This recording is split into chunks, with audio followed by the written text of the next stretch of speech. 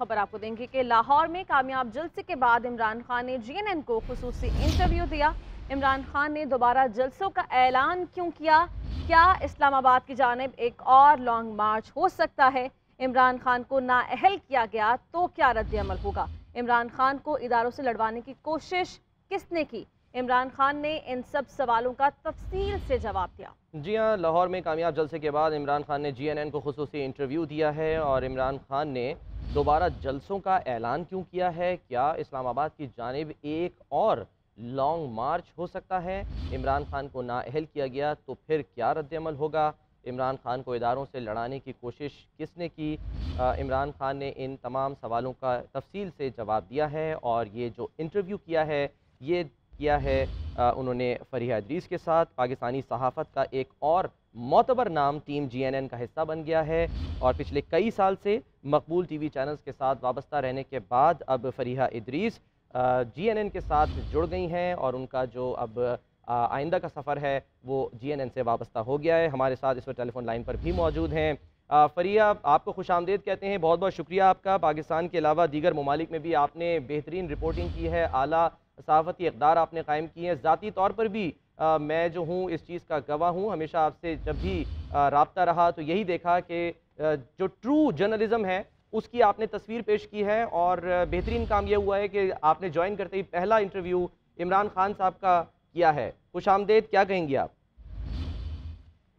बहुत बहुत शुक्रिया सलमान, आप भी बहुत पॉपुलर हैं और हम सब आपको देखते हैं और जीएनएन की तरफ से भी इतने वार्म वेलकम का बहुत बहुत शुक्रिया, बहुत शुक्रगुजार हूँ मैं और बहुत खुश हूँ कि हम एक ऐसी टीम का हिस्सा बने जो कि जर्नलिज्म में इस वक्त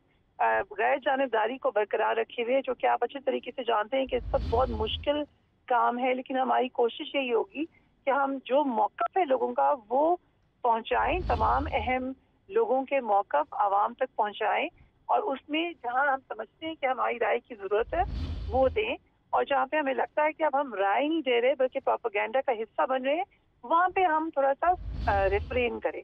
तो थैंक यू सो मच, आपने बड़े काइंड वर्ड मेरे लिए इस्तेमाल किए और यकीनन जो लाहौर का जलसा था उसके बाद इमरान खान साहब ने तकरीर में भी बहुत सारी बातें की थी।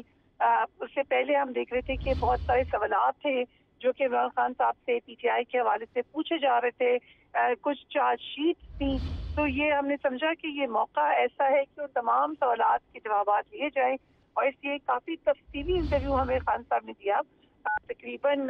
2 घंटे पे मुहित ये इंटरव्यू थे जिसमें मैंने कोशिश की है कि वो तमाम सवालात जो लोग जानना चाहते हैं, चाहे वो तोशाखाना रेफरेंस के हवाले से हो, चाहे वो इलेक्शन कमीशन के हवाले से हो, चाहे वो इस्टेब्लिशमेंट हो, चाहे उनकी अपनी पार्टी के अंदर जो तोड़ फोड़ की कोशिश है,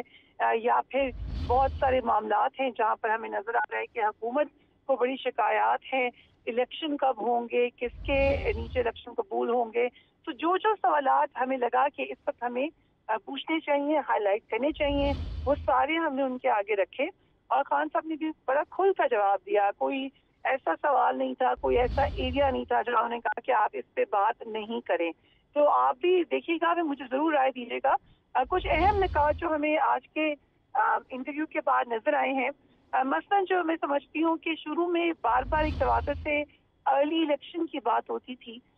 आज मुझे लगा है कि बहुत ज्यादा उस तरफ जोर नहीं दिया गया, बल्कि खान साहब ने कहा है कि जब भी इलेक्शन होंगे उस वक्त देखेंगे और उन्होंने अपनी पार्टी के हवाले से एज अ पॉलिटिशियन बड़ा पॉजिटिव रवैया रखा। उन्हें लगता है कि इलेक्शन आज हो, कल हो या 1 साल बाद भी हो तो उनकी पार्टी अच्छी पोजीशन में है जीतने के हवाले से। और भी हमने उनसे ये भी सवाल पूछा कि अगर आप माजी की तरफ देखें, पंजाब में आप रहे हैं, पार्लियामेंट के अंदर प्रोविंशियल असेंबली का हिस्सा रहे, तो आपको उसका फायदा हुआ, आप वापस हुकूमत में आ गए, ये बात आपने नहीं की, नेशनल असेंबली में वहां से वॉकआउट किया, तो आप क्या समझते हैं कि आपने एक गलती कर दी? जिसका जवाब उन्होंने बड़ा खुल कर दिया कि उसको समझते थे कि यही बेहतरीन ऑप्शन थी। हमने और भी नवंबर की तैनाती के हवाले से भी उनसे सवाल किया, वो जरूर देखिएगा, उसका जवाब बड़ा इंटरेस्टिंग उन्होंने दिया है। यकीनन वो इंटरव्यू में हम देखेंगे। फरीहा,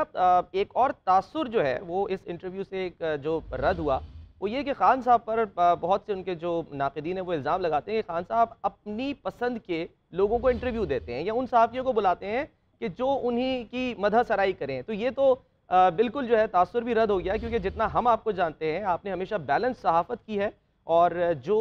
حقیقی ایک تصویر ہوتی ہے آپ نے ہمیشہ وہ دکھائی ہے، تو اس انٹرویو سے وہ تاثر بھی رد ہوا۔ مورال کیسا تھا خان صاحب کا اس انٹرویو میں؟ کیونکہ ظاہر ایک بڑا شاندار جلسہ کیا جو سب نے وٹنس کیا 13 اگست کی رات کو، تو اس کے بعد خان صاحب کا جو مورال ہے اور آئندہ آنے والے دنوں میں جو 9 حلقوں میں انہوں نے الیکشن لڑنا ہے اس پر ان کا مورال کیسا ہے؟ دیکھیے اب جیسے کہ انہوں نے اناؤنس تو کر دیا ہے کہ اب 14 جلسے ہونے ہیں 3 ہفتے میں، تو ایک میراتھن راؤنڈ آف جلسہ یقیناً آگے آنے جا رہا ہے۔ مورال تو اب بھی تھا، اور سوانی میں بتاتی چلوں کہ انٹرویو تو مجھے کافی عرصے کے بعد کرنے کا موقع ملا ہے خان صاحب کو، لیکن جو میٹنگز ہوتی رہی ہیں جرنلسٹ کے ساتھ ان کا میں حصہ رہی ہوں، اور میں نے یہ دیکھا ہے کہ مورال مسلسل ڈاؤن نہیں نظر آیا، بلکہ آج میں نے سوال پوچھا بھی ہے کہ مورال آپ کا کون سا لمحہ تھا جب ڈاؤن ہوا، اور اس کو انہوں نے جواب دیا کہ یقیناً ایک پوائنٹ آیا تھا جب وہ لمحہ تھا، لیکن ابھی فوکس یہ نظر آ رہا ہے کہ جو جلسوں کی ایک اسپری ہے اس پر پوری توجہ دی جائے۔ آگے جب یہ سوال پوچھا جاتا ہے کہ آپ کی فائنل اینڈ گیم کیا ہے، اس کے بارے میں انہوں نے بہت ساری باتیں کہی ہیں کہ ابھی ہم دیکھیں گے کہ یہ معاملات کس طرف جا رہے ہیں، لیکن یقیناً نہ صرف خان صاحب کے حوالے سے بلکہ بنی گاڑا میں ہمیں نظر آئی بڑی چہل پہل نظر آئی، بہت سارے لوگ وہاں پر موجود تھے۔ آپ جانتے ہیں کہ آج یہ بھی نیوز آئی ہے کہ الیکشن کمیشن نے بھی ستمبر کے اوائل تک ڈیسیجن لینا ہے، اور نااہلی کی ایک تلوار یقیناً لٹک رہی ہے تحریک انصاف کے چیئرمین کے سر پر، تو وہ اس حوالے سے کیا سمجھتے ہیں وہ بھی ہم نے ہائی لائٹ کیا۔ اوور آل ماحول یہی تھا کہ ایک قسم کی خوشی یقیناً نظر آئی لاہور کے جلسے کی، جس میں خاص طور پہ نہ صرف خان صاحب نے بلکہ ان کی پارٹی کے لوگ بار بار اس بات کا ذکر کر رہے تھے کہ یہ بات بھی ضرور کیجیے، مطلب وہ سمجھتے ہیں کہ یہ بات ہائی لائٹ ہونی چاہیے کہ جلسہ تو بڑا تھا ہی، مگر اسی وقت 50 اور شہروں میں بھی لوگ اکٹھے ہوئے تھے اور پاکستان کا ترانہ انہوں نے پڑھا، تو یہ ایک ایکسرسائز انہوں نے کی جس کی وجہ بھی ہم جانتے ہیں، کیونکہ ایک تواتر سے الزام لگ رہا تھا پی ٹی آئی پر بھی، خان صاحب کی قریبی ساتھیوں پر بھی، کہ کچھ معاملات ایسے ہیں، کچھ اسٹیٹمنٹ ایسے ہیں جس سے شاید ایک اینٹی اسٹیٹ ایلیمنٹ کے طور پہ ٹرانسلیٹ کیا جا رہا تھا۔ اس جلسے میں انہوں نے بھرپور طریقے سے اس کو نگیٹ کیا ہے، آج کے انٹرویو میں بھی انہوں نے اس پہ تفصیلی گفتگو کی ہے، آرم فورسز کے حوالے سے بھی تفصیلی گفتگو کی ہے، تو یقیناً اس وقت پہ جو ہم چاہتے تھے کہ سوالات ہائی لائٹ ہوں، مجھے خوشی ہے کہ وہ ہم آج ہائی لائٹ کرنے میں کامیاب ہوئے۔ بالکل، اور یہ یقیناً انتظار رہے گا رات 10 بجے کا جب یہ انٹرویو ہم دیکھیں گے۔ فریہ، آپ یہ فرمائیے گا کہ جب سیاست کی بساط پر شکست دینی ہو تو بادشاہ کے جو پیادے ہوتے ہیں، جو اس کے وزیر ہوتے ہیں، انہیں نقصان پہنچایا جاتا ہے، انہیں جو ہے وہ بساط سے ہٹانے کی کوشش کی جاتی ہے۔ شہباز گل صاحب فوکل پرسن رہے، نہ صرف فوکل پرسن ہے بلکہ بہت ووکل بھی ہیں، تو شہباز گل صاحب کا موجود نہ ہونا اور ایک ایسی سچویشن میں کہ ان کا ایک ایسا بیان جس سے شاید وہ اظہار لا تعلقی ہی کرتے رہیں گے، اس میں ان کو بچانا بھی ہے، یہ جو کیچ 22 ایک سچویشن ہے خان صاحب کے لیے، اس پر ان کا کیا کہنا تھا؟ دیکھیے بڑا کلیئرلی خان صاحب نے یہ بات کہی ہے کہ وہ سمجھتے ہیں کہ یہ بات نہیں کہنی چاہیے تھی، میں نے اس سے کہا کہ آلموسٹ میوٹنی کی کال تھی، وہ کہتے ہیں اسٹیٹمنٹ غلط تھی، لاہور جلسے میں بھی ہم نے دیکھا کہ انہوں نے اپنے آپ کو اتنا ایسوسیٹ نہیں کیا، شہباز گل کے بیان سے وہ اپنے آپ کو ڈیٹیچ کرتے ہیں، لیکن شہباز گل صاحب سے وہ اپنے آپ کو ڈیٹیچ نہیں کرتے۔ آج کے انٹرویو سے بھی مجھے یہی بات نظر آئی ہے کہ ان کے ذہن میں یہی خیال ہے کہ شہباز گل صاحب کو ٹارگٹ کا، وہ یہ نہیں کہتے کہ انہوں نے ٹھیک کیا ہے، میں نے ان سے بار بار یہ پوچھا، وہ یہ کہتے ہیں کہ بات غلط تھی، لیکن اس کے ساتھ ساتھ اے آئی وائی کو جو چینل ہے اس کا وہ ذکر کرتے ہیں، ان کو لگتا ہے کہ اس کو اس لیے ٹارگٹ کیا گیا کیونکہ وہ ان کا موقف دکھا رہا تھا، اور وہ یہ بھی کہے تھے کہ ان کے پاس یہ اطلاعات ہیں کہ ابھی آئندہ آنے والے دنوں میں یہ جو ایک نیٹ ورک ہے یا ایک نیٹ ہے اس بات کا کہ لوگوں کو ٹارگٹ کیا جائے، جو کہ ان کا موقف دکھا رہے ہیں وہ وسیع ہوتا چلا جائے گا اور لوگوں کو ٹارگٹ کیا جائے گا، اس لیے انہوں نے کہا کہ آپ آئندہ آنے والے دنوں میں دیکھیں گے، انہوں نے ایک کیمپین بنائی ہے جس میں وہ خاص طور پہ اس بات کو ہائی لائٹ کریں گے کہ ان کے پاس انفارمیشن ہے کہ جو ان کے موقف کو دکھاتا ہے یا جو ان کی تھوڑی سی بھی سمجھتا ہے کہ ان کی زیادہ بہتر کوریج ہونی چاہیے، اس چینل کو بھی ٹارگٹ کرنے کا پلان ہے، ان شخصیات کو، ان جرنلسٹ کو بھی ٹارگٹ کرنے کا پلان ہے، تو فریڈم آف اسپیچ کے حوالے سے انہوں نے کہا کہ وہ سمجھتے ہیں کہ ایک کیمپین کی جانی چاہیے۔ یہ بھی ایک سوال یقیناً ان سے بنتا تھا جو کہ ہم نے کیا بھی کہ آپ کی حکومت کے زمانے میں بھی کوئی اتنا کلیئر ریکارڈ نہیں ہے، اس وقت بھی متیرہ جان صاحب کو اٹھایا گیا تو آپ نے کہا کہ آپ کو پتہ نہیں تھا یا اور اس طرح کی باتیں ہوئی، تو جو مجھے حیرانی کی بات لگی کہ انہوں نے اس بات کو ویلکم کیا جو اسلام آباد ہائی کورٹ سے سجیشن آئی تھی کہ نہ صرف اس حکومت میں ہونے والے واقعات بلکہ پچھلی حکومت میں ہونے والے واقعات کو اکٹھا ٹیگ کر کے ان کے اوپر باقاعدہ تحقیقاتی کمیشن بنایا جائے، اور اس بات پہ انہیں بڑا زور دے کے کہا کہ وہ سمجھتے ہیں کہ ایسا ہونا چاہیے۔ شہباز صاحب کے وائس انہوں نے ٹارچر کی کچھ تفصیلات بتائی ہیں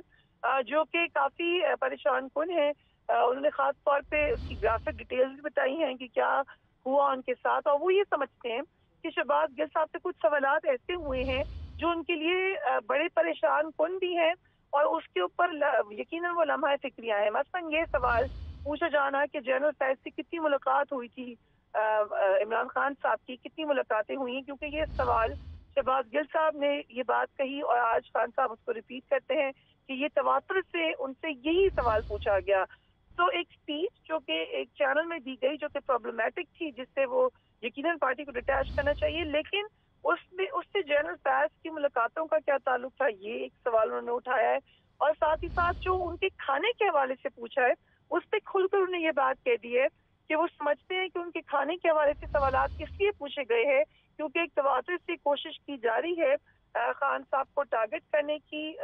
وہ اس خدشے کا اظہار کر چکے ہیں کہ ان کو اسیسنیٹ کیا جا سکتا ہے۔ انہوں نے کہا کہ اس میں 3 لوگ شامل ہیں، ان لوگوں کے بارے میں وہ جانتے ہیں کس پر ان کو شک ہے، انہی کے حوالے سے انہوں نے ویڈیو بنائی ہے۔ آج آپ نے دیکھا ہوگا سلمان،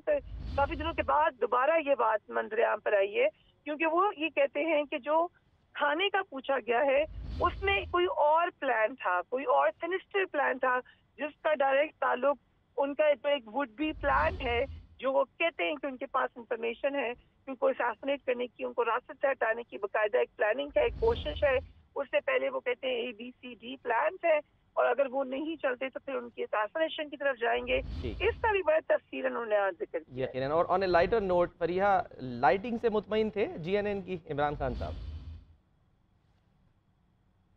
ان سے پوچھنا چاہیے تھا لیکن کمپلین کوئی نہیں آئی لائٹنگ کی، بلکہ میرے خیال سے کافی اپریشیٹ کر رہے تھے۔ بظاہر جو نظر آ رہے ہیں حشاش بشاش، اور